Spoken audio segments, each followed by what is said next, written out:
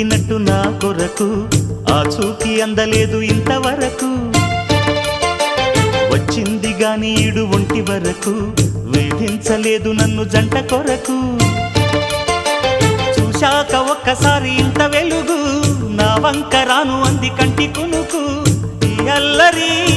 గారడి నీ లీల అనుకోనా